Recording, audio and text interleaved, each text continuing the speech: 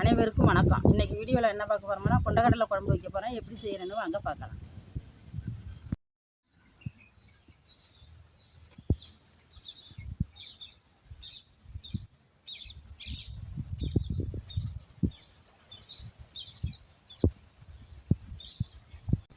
எண்ணெய் ஊற்றிக்கலாம், வெந்தயம் போட்டுக்கலாம்,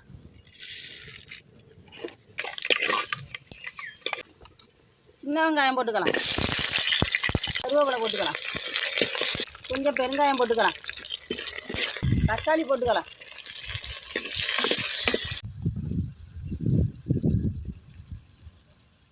பூண்டு போட்டுக்கலாம், ஊற வச்சிருக்கிற கொண்டக்கடலையை போட்டுக்கலாம், அது கூட குழம்பு மிளகாத்தூள் போட்டுக்கலாம். அடுத்தது கரைச்சி வச்சுக்கிற புளி தண்ணியை ஊற்றிக்கலாம், கல்லுப்பு போட்டுக்கலாம். அவ்வளோதான், எல்லாம் போட்டாச்சு. நல்லா கொதிக்கட்டும், மூடிக்கலாம்.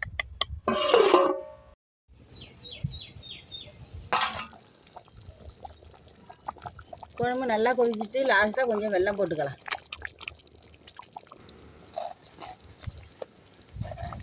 எல்லாம் போட்டாச்சு, செத்த கொதிக்கட்டும்.